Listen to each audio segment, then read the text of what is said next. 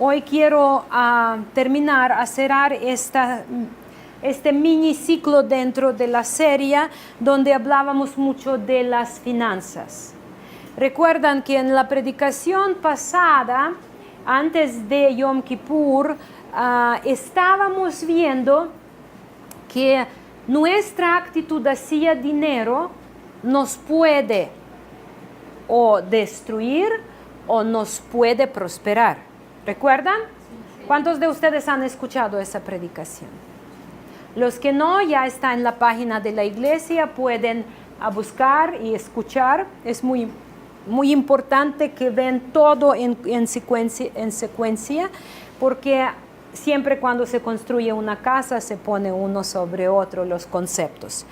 Pero hoy vamos a ver varios pasajes y a ver hasta dónde avanzamos para terminar.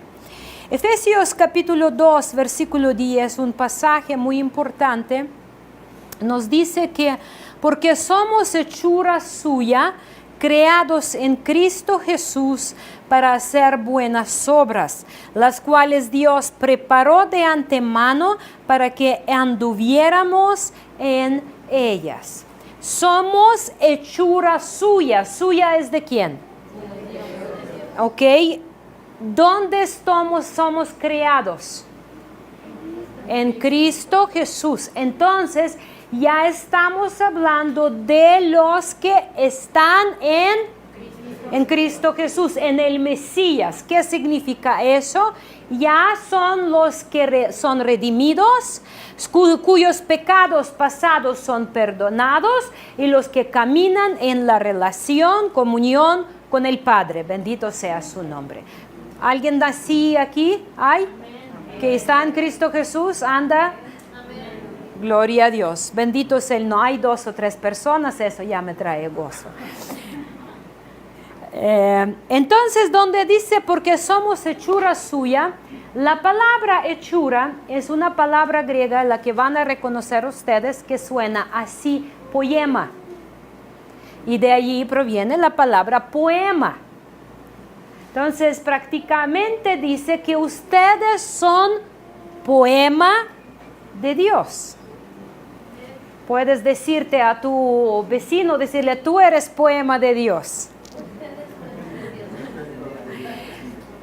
Y nuestro Dios es un autor maravilloso, es un poeta maravilloso. Él está creando cosas hermosas. Cuando Él creó al hombre, Él le dijo, muy bien. Y ¿a qué se refiere que somos poema de Dios? Porque somos diseñados, somos hechos de la forma que nuestra vida debe de ser esa alabanza para Él. Somos alabanza para Él. Nuestra vida debe de ser ese cántico de alabanza. Aunque a veces triste, en los tiempos difíciles, ¿cómo cantamos? Llorando. Pero lo alabamos. En la vida, en la muerte, lo alabamos, porque lo conocemos, porque nuestra vida no depende de nuestras circunstancias. Yo recuerdo cuando yo entré al hospital llevando la playerita de mi papá cuando él estuvo en urgencias y entro corriendo y la enfermera me dice, ya no entra, ya no está tu papá, hace 15 minutos se murió. Y yo con mi playera agarrada así le digo, gloria a Dios, porque hasta la edad de 41 años yo he tenido a mi papá. El Hijo de Dios siempre tiene algo para alabar. Nosotros no estamos contando nuestras pérdidas, estamos contando nuestras ganancias en Cristo Jesús. Bendito sea su nombre. Porque nada lo que sabemos dónde se encuentra en este momento está perdido. Perdido el que no sabemos dónde está. Esto es perdido. Por eso decía el padre de hijo pródigo que mi hijo había perdido, había muerto y ahorita ya está vivo, porque él no sabía dónde andaba. Pero cuando tú sabes dónde está, aunque no está cerca, aunque no está a tu alcance, pero no está perdido. Bendito sea el nombre del Señor. Poema de Dios. Siempre quiero ser el mejor poema que puede ser. Para que cuando Dios esté mirando mi vida, que le dé gusto, que le causa gozo. Que cuando yo lloro, que no lloro de desesperación, pero lloro aunque en dolor con la esperanza. Eso es lo que nos dice la palabra de Dios, que nosotros ni debemos de entristecer como los que no tienen esperanza. Aunque es tristeza, aunque es dolor, aunque el alma parte de dolor y de luto, de lo que sea, pero la paz que trasciende todo entendimiento nos guarda en la esperanza de Dios. Somos hechura suya. Sabemos que aunque Dios nos proveó con la obra de salvación, seguimos siendo sanados. Para eso seguimos viniendo, para seguir sanándonos. ¿Cierto? Una de las razones. Aunque sabemos que Él llevó nuestras enfermedades y muchos de nosotros hemos experimentado la sanación milagrosa física. ¿Quién ha vivido la sanación milagrosa física? Levanten la mano. Intervención divina. Gloria a Dios. Dios ama sanar. Pero sabemos que hasta eso es temporal, porque ese cuerpo perecerá. Y Él preparó para nosotros nuevo cuerpo. Amén. Gloria a Dios. Gloria a Dios. Bendito sea el nombre del Señor. Los pobres serán alimentados, los enfermos sanados, los ignorantes enseñados cuando llega el Evangelio. Cuando llega el Evangelio. Porque el que era pobre, cuando tiene Evangelio, lo tiene todo. Cuando uno está enfermo, cuando conoce a la Torá de Dios, tiene salud divina.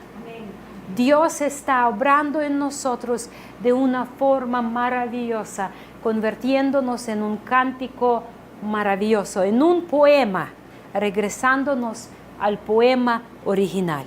Y cuando Él venga por nosotros, seremos como Él. Y ahí siempre estaremos. En esta vida, hermanos, nuestra vida se escoge, nosotros escogemos la dirección de la vida según nuestros deseos. ¿Dónde vamos? ¿Dónde queremos ir?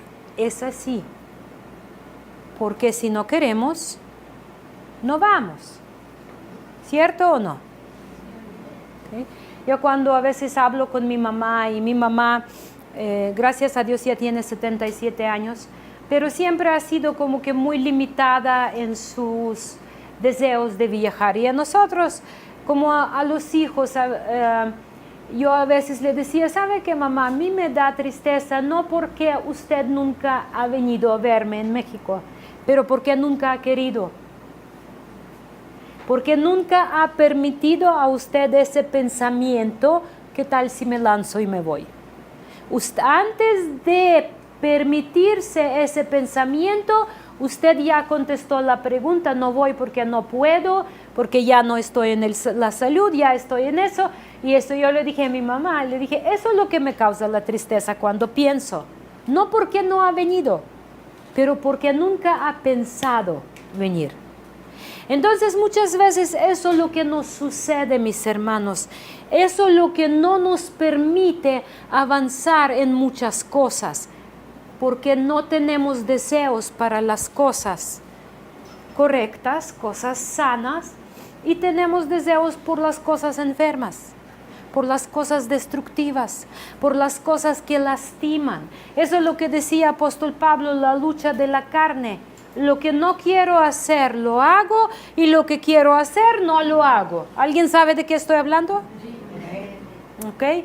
Entonces, el poder del deseo en nosotros. Y ese poder de deseo, hermanos, que lo podemos llamar esta predicación con ese tema, el poder de deseo, pero ese poder de deseo nos define dónde estamos yendo, define nuestras metas, define nuestras prioridades, define nuestro ritmo de la vida y rumbo de la vida. ¿Qué es lo que queremos? Porque el deseo es lo que nos mueve y lo que nos empuja. Nosotros como creyentes tenemos que enfrentar varios deseos, pero tenemos que tomar ciertas decisiones. Tenemos que aprender a discernir los deseos y tenemos que tomar, según discernimiento, tomar decisiones. Como no nos damos tiempo, hermana Anita, ¿me regala un Kleenex, por favor? Como no nos damos tiempo de discernir nuestros deseos, vamos espontáneo dejando que nuestros deseos nos deciden dónde vamos a ir. Por eso muchas veces nos endrogamos tremendo. Por eso muchas veces hacemos cosas que no las necesitamos absolutamente para nada. Tiempo invertimos en las cosas que decimos, ¿y dónde está el fruto de este tiempo? Y perdemos muchas veces las cosas que que podríamos convertirlos en la ganancia. Algo sucedió interesante precisamente en ese. Ayer, como yo siempre cuando me voy para viaje, dependiendo de largo el viaje, yo ya llevo cierta preparación, pero siempre procuro y pregunto al pastor, ¿qué quieres que te deje preparado en el refri de la comida? Y él siempre único que me pide, déjame frijol y garbanzo ya hecho para que yo lo pueda sacar y yo lo complemento. Entonces yo ayer me meto al refri para checar y veo que tengo mucha verdura y sé que que se va a echar a perder. Entonces me saco una, otra, tercera, pensé, ese voy a hacer estilo japonés, ese voy a hacer estilo mexicano, ese voy a hacer, y al final, después de 2 horas, tenía como 8 diferentes comidas preparadas en el refri, bien acomodadas, y estoy pensando, ay, gloria a Dios, ahora nada se va a echar a perder. Y además que voy tranquila porque siempre me causa mucho gozo imaginando cómo mi esposo abre el refri, saca su platillito, ahí yo veo él cómo se dosifica, luego saca su limoncito, unos 3 limones, los exprime, luego todo lo baña en la salsa y todo, que ya a veces ni se siente el sabor de la comida, pura salsa y limón, pero a mí cuando yo voy de viaje, a mí como esposa, eso me causa mucho, como que, no sé, hermanas me entienden, como que me causa una satisfacción. Que aunque estoy sirviendo al Señor y estoy ahora sentada en mi vuelo de 10 horas como hoy voy a ir, y pero pienso, ay, mira, tiene suficiente camisas planchadas, tiene suficiente comida en el refri, ahí va, para 2 semanas le va a alcanzar. Y saben que yo estoy contenta y estoy tranquila, pero todo necesita discernimiento y necesita esfuerzo, obviamente, y necesita amor, el gusto para servir al otro. Porque uno puede decir, tú sirves a Dios, yo también sirvo a Dios, ahí te ves. Sí, yo tengo viaje, tengo que estudiar, tengo que eso y otro. Pero en realidad, mis hermanos, nuestra vida debe de ser poema en todo lo que hacemos. ¿Qué es lo que deseamos? ¿Deseamos servir uno a otro? ¿Deseamos dar gusto uno a otro? ¿O solo queremos que el otro nos sirva a nosotros? ¿O solo queremos que otro cumpla nuestros deseos? Ay, es que yo voy una gran predicadora que viaja por diferentes países y predica en frente de miles de las personas. ¿Qué te voy a hacer tu frijol? ¿Me explico, hermanos? ¿Cuál es nuestro propósito de la vida? ¿Qué deseamos? ¿Qué anhelamos? Dios está viendo a nuestros corazones y está discerniendo. Y si ustedes ven mis manos, no para presumir, pero si quiero ver, aquí tengo como 15 cortadas, porque cuando entro a la cocina trabajo muy rápido. A veces no doy cuenta cuando junto con la verdura estoy rayando mis manos. Y luego exprimir limones y hacer salsas y todo te arde y todo. Pero todo eso me trae gusto, les voy a decir con la verdad. ¿Por qué? Porque todo tiene su tiempo. Todo tiene su tiempo. Tiempo de servir y tiempo de ser servido. Tiempo dar y tiempo recibir. Tiempo gozar y tiempo llorar. Pero todo debe de ser como un poema hermoso con la entrega completa a la presencia del Señor. Bendito sea el nombre del Señor. ¿Qué es lo que deseamos, hermanos? Dice la palabra de Dios que no nos conformemos a este siglo. En Romanos 12, apóstol Pablo está hablando, no vamos a construir nuestras familias según el mundo. Eso es lo que dice, conformar a este mundo es agarrar ejemplo o patrón de este mundo o molde de este mundo y hacer lo mismo. Eso es lo que dice, no hagan lo mismo. Si ven que en el mundo el marido y la mujer están peleando quién tiene más razón, quién tiene más poder, quién gana más, entonces eso no es lo que enseña la palabra de Dios. La palabra de Dios enseña que debemos de ser humildes y siempre buscar para servir al otro. El mundo nos infla. El mundo nos dice, no, tú mereces que te respete, no te dejas que te hable así. Yo no estoy justificando que hablemos mal uno a otro, me entienden a lo que estoy hablando. Me estás maltratando psicológicamente, ya conocemos muchos términos. Pero en realidad muchas veces, hermanos, solo estamos buscando, el mundo nos está inflando para que seamos como ellos. Cuando la palabra de Dios nos enseña que seamos conformados según la imagen de Dios. Saben qué hacer. Llega una situación y no saben qué hacer. Yo les voy a decir qué tienen que hacer. Sean humildes. Humíllense. Agachen su cabeza. Si necesitan, cúbrenla con las manos y oren. Hablan con el Padre y el Espíritu de Dios les va a dirigir y va a decir qué tienen que hacer. Porque muchas veces nosotros queremos a todo el mundo comprobar que tenemos la razón y muchas veces, yo recuerdo en nuestros primeros años de matrimonio cuando ya pasó la primera etapa de enamoramiento, de adrenalina. Y cuando, como nosotros antes de casarnos, pues hicimos un acuerdo que no vamos a dormir peleados. Pero como los dos somos de caracteres muy duros, y el pastor y yo somos de caracteres, pero entonces llegó el tiempo cuando ya pasó la etapa emocional de enamoramiento a la etapa de tratar con caracteres. Y nosotros quedamos que no vamos a dormir peleados, pero ni dormir podemos porque seguimos peleando. No, pero tú dijiste, pero tú. ¿Saben que pastores también pelean?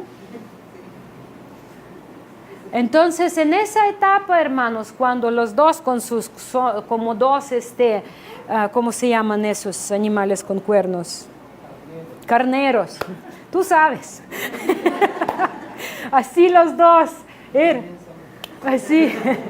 Los dos íbamos como carneros pensando, no, pues ¿cómo yo voy a decir no si es sí? Y yo tengo razón. Pero ¿saben en qué hogar hay paz?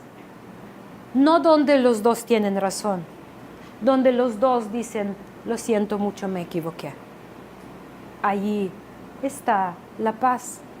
Donde uno no espera, no, tú tienes que pedir, no, tú tienes que pedir disculpas, no tú. Y toda la noche sin dormir. Pero en realidad no hay nada como paz interior. Cuando tú sabes que aunque tienes razón, hay que tener más gracia que razón. Para poder llevar la relación hay que tener más humildad que razón. Por eso, si no sabes qué hacer en el momento crítico, inclínate la cabeza. Si necesitas, tapa tu rostro. Lo que sea, pero sea humilde, porque a los humildes Dios da la gracia. Bendito sea el nombre del Señor. Entonces, como estamos hablando del poder del deseo, vamos a ver que vemos varios placeres en este mundo o en nosotros. ¿Qué nos causa placer? Hay placeres naturales, por ejemplo, placer de comer. Nos causa placer ¿a quién le gusta comer? Okay. Pero ese placer puede dominarte y destruirte, ¿sí o no? O ese placer puede ser bien ordenado y disciplinado para que vivas y no mueras. Normalmente, ¿cómo lo hacemos? Dejamos que ese placer de comida nos domina y nuestra panza se vuelve en nuestro rey. Y la servimos, todavía no hemos probado esa comida, vamos a ese restaurante, vamos a ese, y no importa que ya rebasamos la tarjeta de crédito, y no importa que, no, pero allí mira, se abrió y tenemos que ir y probarlo y de plano.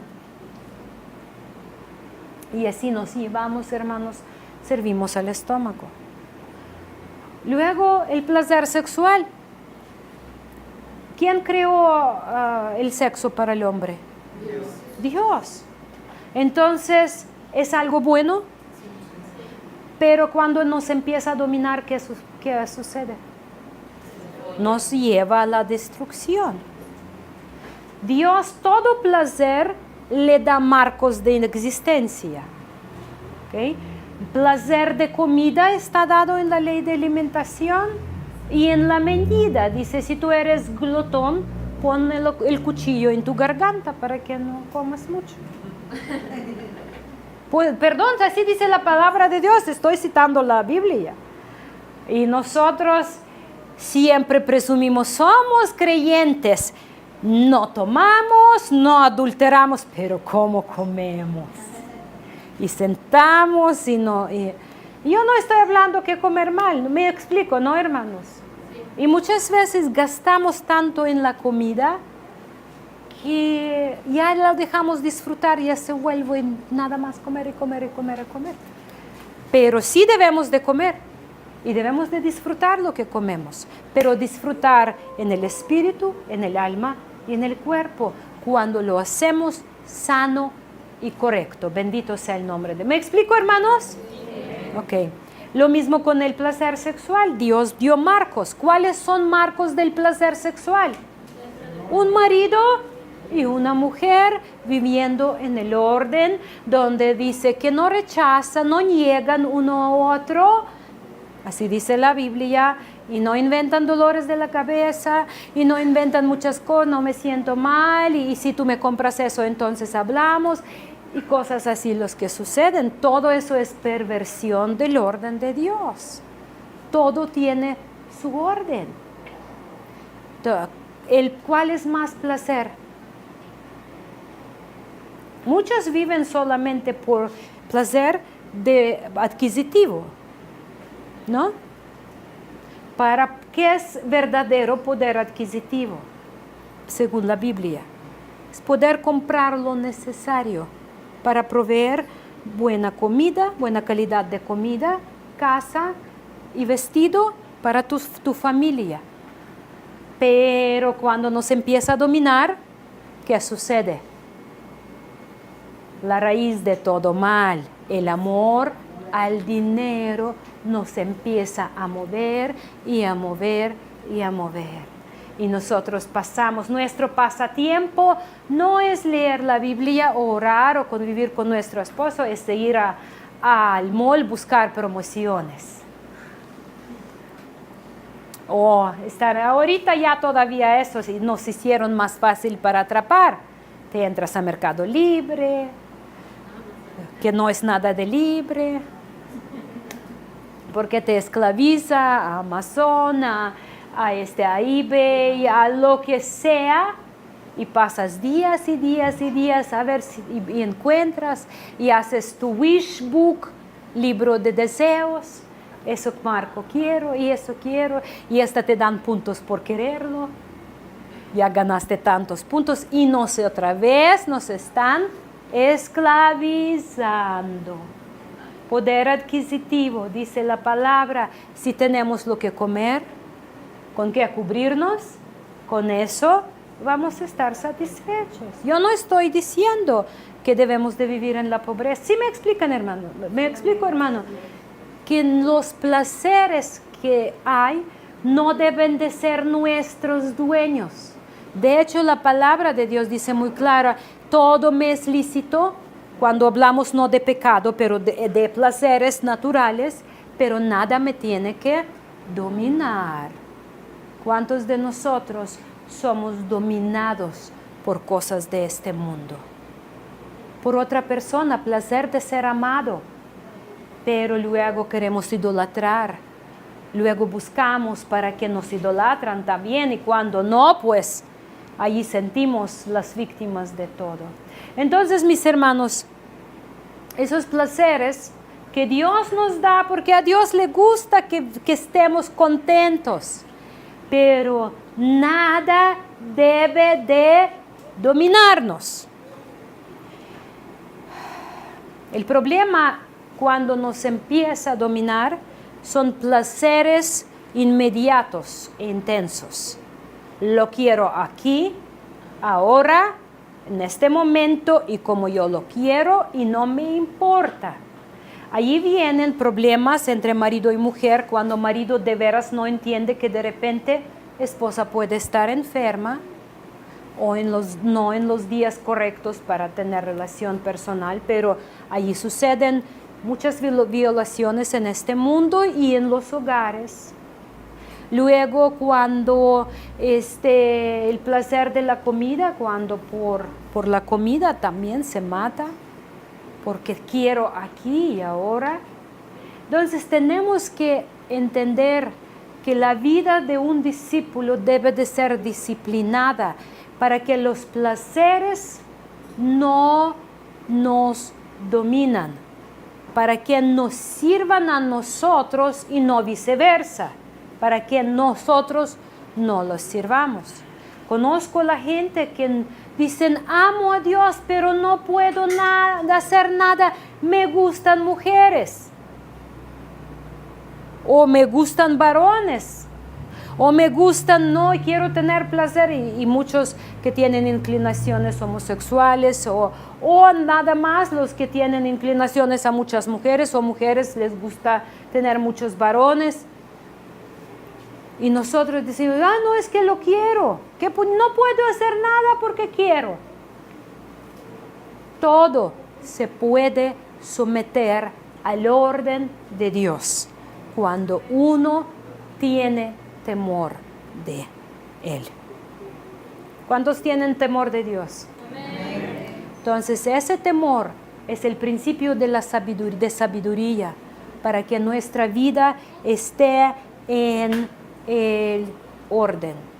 Yo cuando conocí al Señor tenía 21 años, me bauticé a 21 años, y antes de eso yo ya vivía en el mundo, andaba en pecado muy profundo, hacía Vivía la vida muy del mundo, como una joven que ama el pecado en su diferente forma.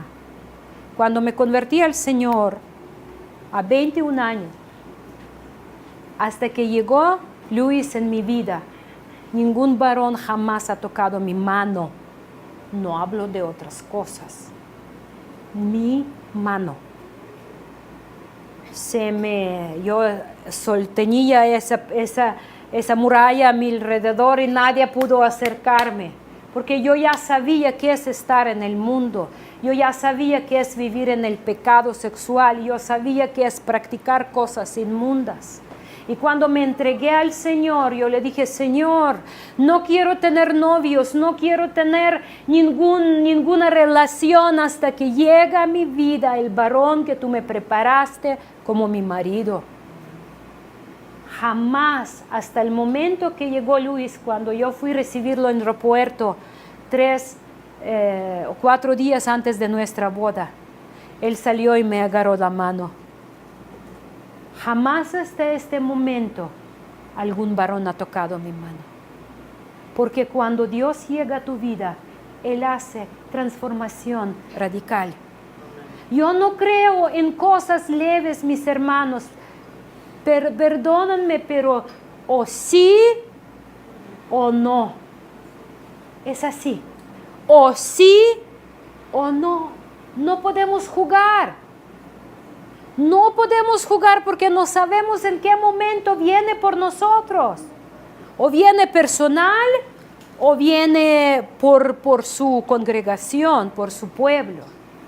Por eso tenemos que vivir la vida entregada 100%. No podemos estar jugando con nuestra alma porque es cuestión de la vida y de la muerte. Y si tú estás pensando, bueno, ya hice muchas cosas en mi vida en ese momento. Hoy es el día de empezar nueva vida. No lo estoy diciendo para condenarte o para hacerte sentir peor de todo, aunque tienes que llegar a sentir peor de todo para arrepentir y para entregarte, para empezar nueva vida. Porque ante Dios, cuando nos paramos, somos sucios, somos inmundos y sabemos que nuestra alma no tiene cura si nos apartamos de Él y de la congregación de sus santos. Sabemos que no tenemos dónde ir, porque solo Él tiene la palabra de vida eterna. Por eso no podemos permitir que esos placeres inmediatos para impresionar a alguien. Yo soy una persona, quién sabe qué. ¿De qué sirve si todos vamos a aparecer ante el tribunal de Cristo y vamos a ser los que predicaban a miles de personas o los que predicaban en la esquinita a una persona?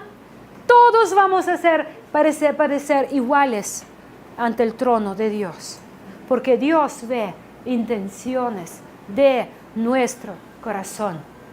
Eso es lo que Dios ve. Esto es lo que Dios ve. A un varón le contrataron para un trabajo y le dicen, tu trabajo va a ser ir a este ir a este río, llenar las cubetas de agua y llevar a este estanque. Y te vamos a pagar por la cantidad de cubetas que llevas. Entonces él trabaja un día corriendo rápido, llenando. Ya casi lleva estanque, el día siguiente llega y el estanque parece que tiene hoyo y otra vez tiene muy poquita agua. Él otra vez trabaja duro,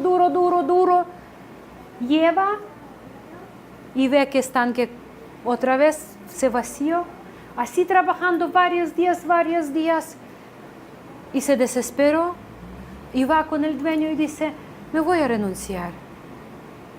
Y dice, ¿por qué? Porque estoy lleve y está vacío el tanque. Y el dueño le dice, ¿para qué te contraté? ¿Para que llenes el estanque o para que me estés llevando las cubetas? Te voy a pagar por la cantidad, te dije que te voy a pagar por la cantidad de cubetas, no por el llenar el estanque. Así, hermanos, muchas veces nosotros sentimos que trabajamos, esforzamos y vemos el estanque vacío. Yo muchas veces, hermanos, así me he sentido con la iglesia porque trabajamos, servimos a la gente, amamos, abrazamos, oramos, damos nuestro mejor y de repente llevas cubeta y ves estanque vacío.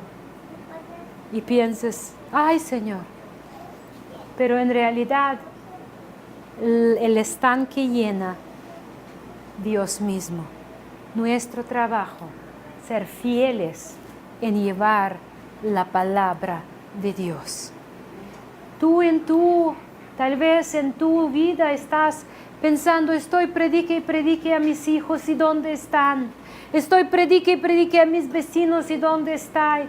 Estoy esfuerce y de repente hago una cosa, una tontería y otra vez mi estanque está vacío. Si sigues llevando las cubetas, si sigues siendo fiel, si sigues esforzándote a hacer lo correcto, no importa que te equivocas, no importa que te caigas, mientras las llevas, Dios te está contando las cubetas. Bendito sea el nombre del Señor, mis hermanos. El placer intenso, si le dejamos que nos lleva, nos va a llevar a la destrucción. Santiago dice, no lo vamos a abrir, pueden apuntar capítulo 4, ¿de dónde vienen las guerras? ¿De dónde vienen los pleitos? ¿De dónde vienen conflictos entre nosotros? De los deseos que viven en nosotros. Los deseos que viven en nosotros. ¿Quieres que te traten como el rey en la casa? Trata a tu mujer como la reina. ¿Quieres que te traten como la reina en la casa? Trata a tu varón como el rey. Entonces, lo que tú deseas, dalo al otro. Y se regresará un día multiplicado. Y si no regresará en esta vida, va a ser recompensado en la vida eterna. Porque ante el Señor todo se ve, todo se cuenta. Todo, sus ojos están observando a sus justos. Bendito sea el nombre del Señor. Otro tipo de placer es el placer eterno o el gozo del Señor, que es nuestra fortaleza. Nuestra fortaleza no es el gozo de ese mundo. Si tú crees que tu casita que tú construiste es tu fortaleza, no lo es. Aquí hermana nos contó, techos caen y hasta tu propia casa te puede matar. Si no fuera por gracia de Dios, si Dios no hubiera intervenido, pues ya lloraríamos a nuestra hermana. Pero lo que tú crees, que tal vez lo que tú logras, ahí está hermana Rosalía, les puede decir cuánto amaba a su casita que construyó junto con su esposo, con tanto trabajo. Hoy no le trae gozo esa casa, le trae tristeza. ¿Por qué, hermanos? Porque todo es pasajero. Lo que pensamos que es nuestra torre fuerte no lo es. Torre fuerte es el nombre de Jehová. ¿Cuántos han perdido en estas lluvias aquí escuchando sus coches, que se les paró en los charcos, pensando tengo un coche muy bueno? Y pam, viene la lluvia y te la lleva. ¿Cuántos han perdido zapatos porque salieron y se mojaron y ya zapatos tenían que tirar? ¿Cuántas ropa y cosas se nos humedecen en la casa por estas lluvias que de repente tenemos que tirar? Y pensamos, ay, esta es mi ganancia, ya lo tengo. Y de repente preguntan a los de DF que salieron en ropa interior a la calle y pregúntanles qué es lo que tiene valor. Solamente la vida. Porque mientras hay vida, hay esperanza de reconciliación con Dios. Hermanos, único que en realidad vale la pena es el gozo del Señor. Porque el reino de Dios no es ni comida. Porque nos cuidamos, pero sabemos que cuidamos para esta vida, no para vida eterna, ¿cierto o no? Porque la comida no tiene valor eterno. Sí, la palabra de Dios nos enseña la ley de alimentación, pero es para esta vida, no es para vida eterna, es para que seamos sanos, efectivos, para que podamos movernos bien, no tengamos que gastar en medicamento y todo eso. Entonces, dice, el reino de Dios no es la comida, ni es la bebida, pero es la paz, es justicia, la paz y el gozo en el Espíritu Santo. Porque no importa si tú tienes tu refri lleno de mejor comida. Tú sabes que la depresión que traes dentro y cada vez corres al refri para apagarla. ¿Alguien sufrió alguna vez periodo que curaba todo con la comida, vivía casi en el refri? ¿Te ayudaba? No, solo te inflaba. ¿Está bien decir así? Inflaba. Solo te inflaba en lugar de darte paz, tranquilidad y el gozo. No, el reino de Dios no es ni comida ni bebida, es la justicia, la paz y el gozo en el Espíritu Santo. En 2 de Timoteo 3, no lo abren, apúntanlo, 1 y 2. Dice que en los postreros días vendrán tiempos peligrosos. ¿Y saben qué es lo más peligroso en esos tiempos? ¿Quién recuerda qué dice? Porque los hombres serán o habrán amadores de sí mismos. Es lo más peligroso que puede ser. Porque cuando persona ama a sí mismo, ¿qué sucede? Le valen a los demás. No le importa ni su esposa, ni su esposo, ni sus hijos, ni su trabajo, ni el vecino, ni la iglesia, ni la palabra, ni Dios. Me importa yo y yo. Entonces yo quiero y yo voy a hacerlo y no me importa, nadie tiene derecho a decirme nada porque yo lo voy a hacer y punto. ¿Ya llegaron esos tiempos? Ya llegaron. De hecho, esos tiempos llegaron de tal forma peligrosa que está la iglesia dicha evangélica hoy está enseñando cómo amarse a sí mismo más. Tienes que tener la mejor ropa, tienes que tener la mejor casa, tienes que tener el mejor coche, tienes que tener mucho dinero para que piden contigo a prestar, tienes que sentar a otro lado del escritorio, no de empleado, pero del jefe, y te enseñan cómo amarte a ti mismo. Y hasta te enseñan cómo manipular las leyes espirituales para satisfacerte a ti mismo. Entonces, es algo tan peligroso porque de ahí vienen asesinatos, las guerras, los divorcios. ¿Saben por qué mayoría de los divorcios? Porque cada uno ama a sí mismo. Cuando se casaban decían te amo. Pero se descubrieron que yo me amo a mí y tú como quieres. Si tú no sirves a mis propósitos de mi satisfacción, entonces no me sirves. Nos divorciamos. Conflictos irreconciliables, así lo llaman. ¿Cierto o no? Eso es lo que sucede, mis hermanos. Amadores de sí mismos, movidos por la vanidad. ¿Qué es vanidad? La palabra vano significa vacío, perforado. Cuando hablamos de que Esaú era de corazón vano, significa que su corazón era perforado, tenía lugar vacío. Esto es vanidad. Es deseo de ser admirado.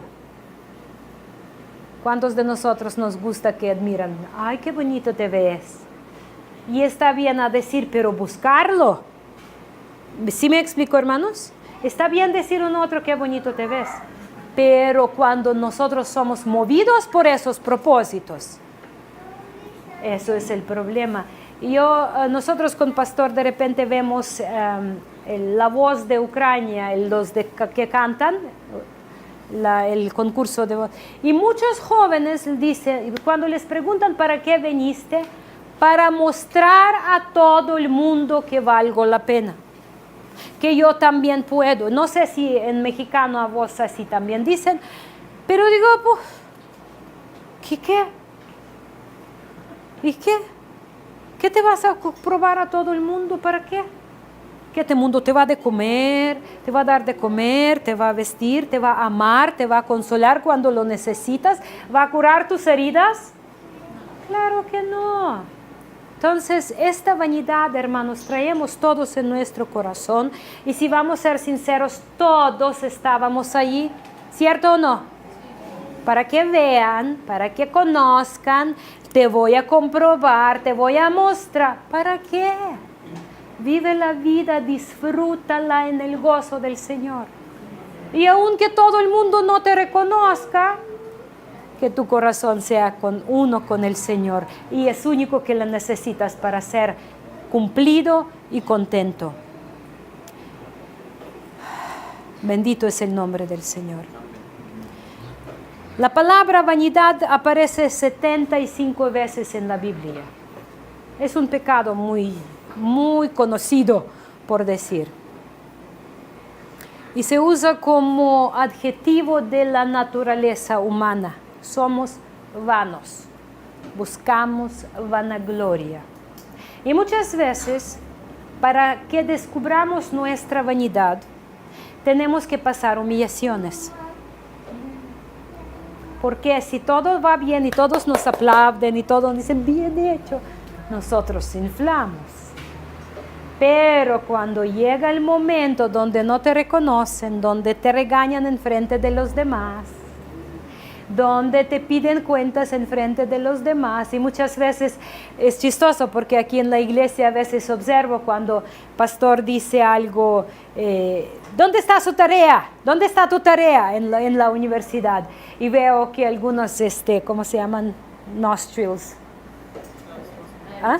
Las nasales. Porque no nos gusta que nos alaben y admiran, somos así. Pero muchas veces tenemos que pasar esos momentos y permitir estos momentos para entender que en realidad somos nada.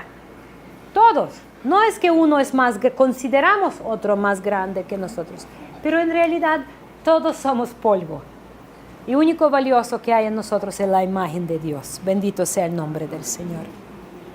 Engañosa es la gracia y vana la hermosura, pero la mujer que teme Jehová, esa será alabada. ¿Por quién alabada? Por Dios. Y luego ahí vemos y sus hijos la alaban, y su marido la alaba cuando él no es vanidoso igual.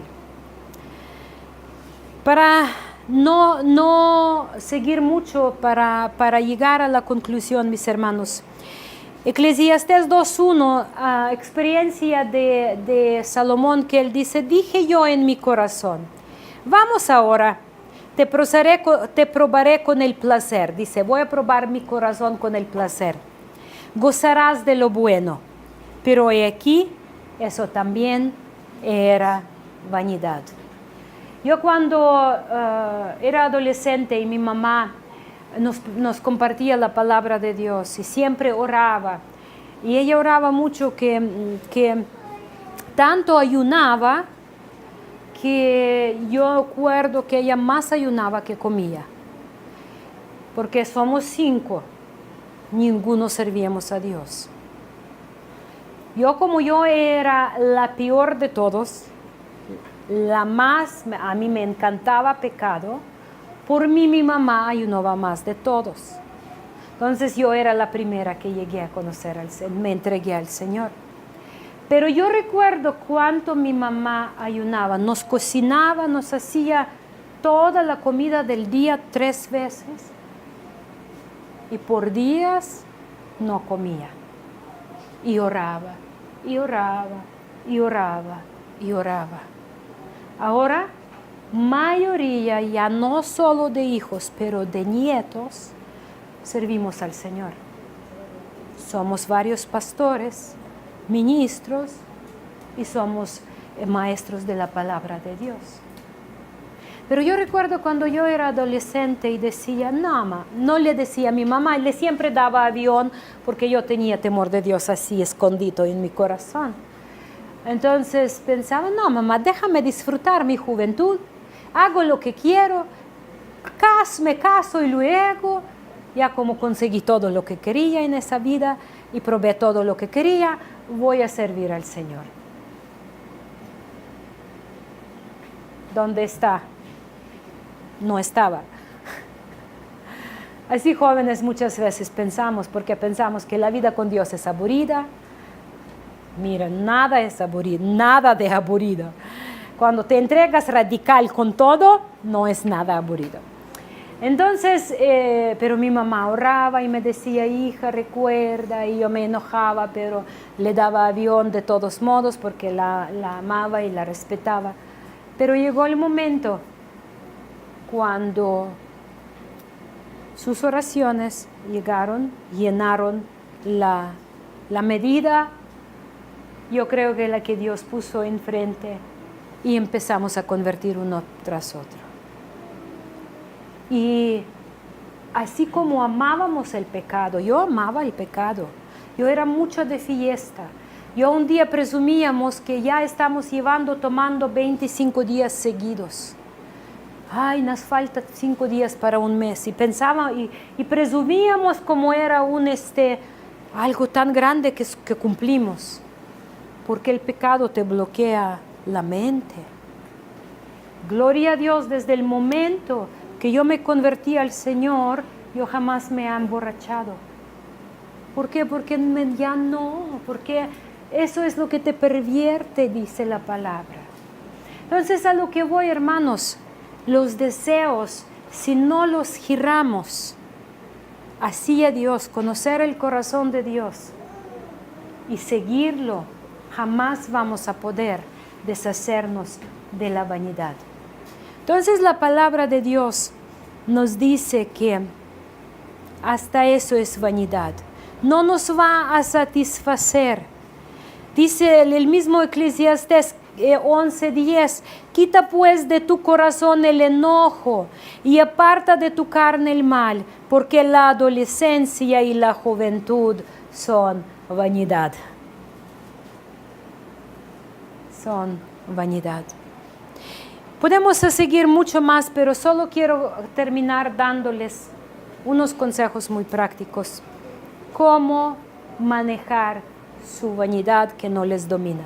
Cómo la palabra de Dios nos enseña. La palabra de Dios nos dice que tenemos que enseñarnos nuestra mente, entender que todo lo que tenemos es de Dios. Toda la cosa buena que viene es de Dios. Todo lo que ganamos es de Dios. Porque si Dios da trabajo, mañana lo puede quitar sin condiciones. Y muchos de ustedes lo han vivido, ¿cierto o no? Hoy tienes trabajo, mañana no lo tienes. Entonces, tenemos que llegar a entender, mis hermanos, que todo es de Dios. Por eso, la palabra dice en 1 de Crónicas 16:29, dad a Jehová la honra debida a su nombre. ¿Cómo lo hacemos nosotros como hijos de Dios hablando de nuestras finanzas? En primer lugar, es, como les comenté, reconocer que de Él es todo. Lo reconocemos con nuestro diezmo. Dice el mismo Señor, como sabemos que el Señor Jesús jamás ha hablado contra la Torá, ¿cierto o no? Él dijo, dad a Dios lo que es de Dios y al hombre lo que es del hombre. ¿Qué significa? ¿Qué es de Dios? Diezmo. ¿Qué es diezmo?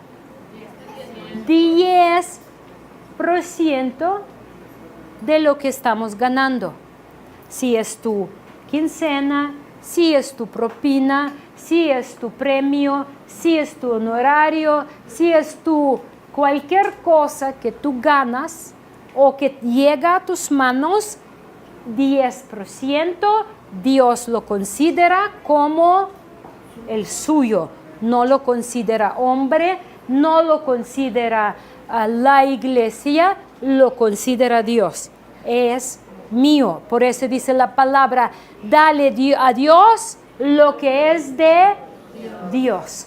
De esa forma, nosotros controlamos el gusano de codicia. ¿Sí me explico? Porque no queremos dar. Porque decimos, no, bueno, cuando es fácil dar 10 pesos cuando ganas 100 pesos. O todavía 100 pesos cuando gano 1,000 pesos. Pero si gano 10,000 pesos, dar 1,000 pesos, ya es mucho. Entonces, el diezmo no se define si darlo o no por la cantidad de ganas. El diezmo se define que ganes. Si tú ganas 10 pesos, ¿cuánto es del Señor? Es 1. Eso considera el Señor. Es algo muy que tú tienes que llegar a reconocer, porque nadie tiene derecho de imponértelo. Nadie tiene derecho de decir ¿cuánto ganas? ¿Y por qué no lo das todo? Tienes que... No. Es tu asunto personal. Es entre tú y Dios, hasta donde tú crees que Dios tiene derecho a pedírtelo. ¿Sí me explico, hermanos?